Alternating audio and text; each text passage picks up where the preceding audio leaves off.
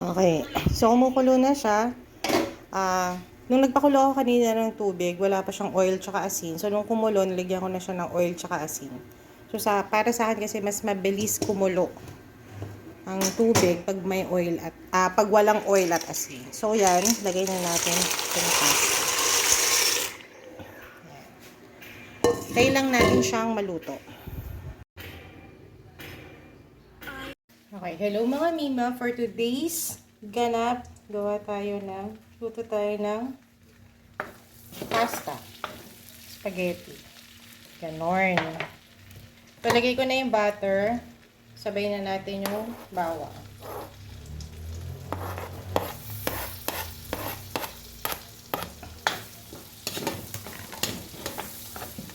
Lulutuin lang natin yung bawang.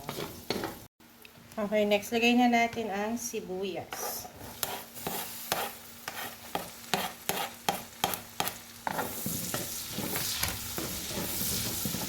Antay lang natin mag-translucent, saka natin ilagay ang ginili.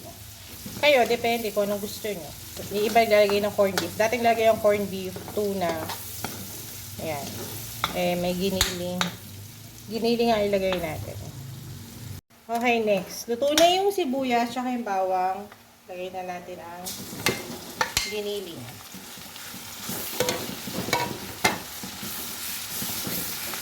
Tapos, ako nga, as always, timplahan na natin agad.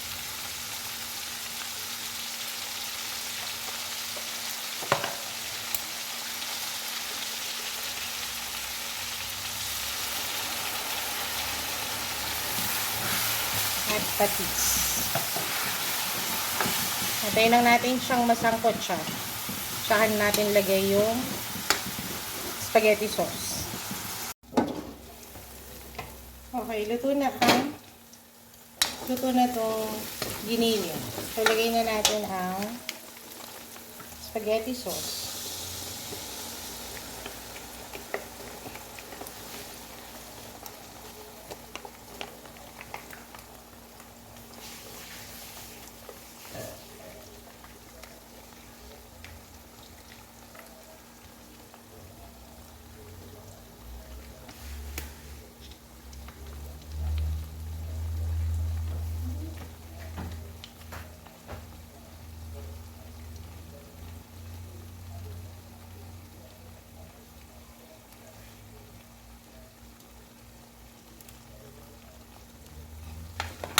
Yan. Hinaan nyo na yung apoy kasi didikat yung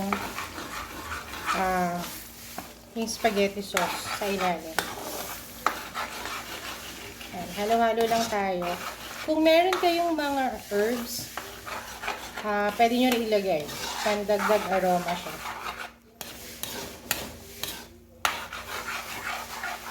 Meron ako dito basil leaves. Yan. Pwede natin ilagay yan. Pandagdag aroma. Lagyan pa natin ng paminta.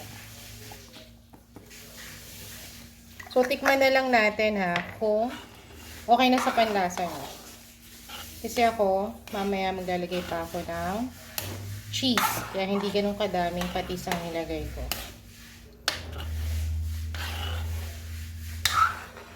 Ayan, niluto ko lang siya for 5 minutes. So, nilagyan ko siya ng, kung may mga herbs and spices kayo, meron ako ditong basil, nilagyan ko siya ng basil. Tapos, nilagyan ko rin siya ng cheese. Ayan, mas gusto ko yung mga cheese na natutunaw. Parang mas masarap siya. Kesa yung inilalagay sa ibabaw. Yun. Continuous lang ang paghalo kasi dumidikit sa ilalim. Lalo ngayon may cheese na. Okay, niluto ko lang siya for 5 minutes ulit. Saglit lang naman lutuin na tong sauce. So, next natin lagyan natin. Ako nilagay akong gatas.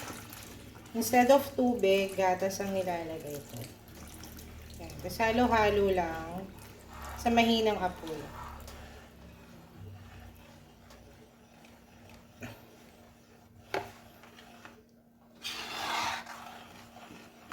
Yun.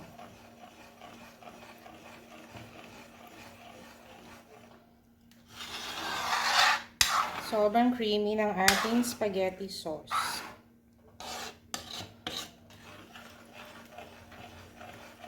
Iba naglalagay ng Nestle cream. So ako gatas talaga. Evap. Evap ang nilalagay ko.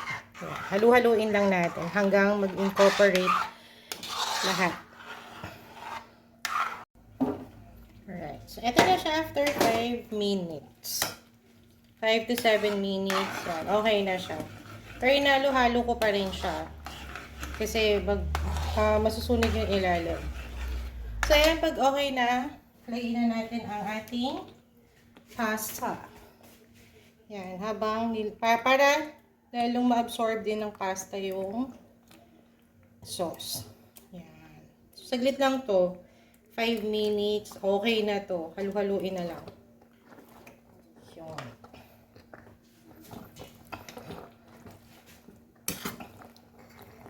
Okay. Ito na ating finished product. Eat well mga Mima!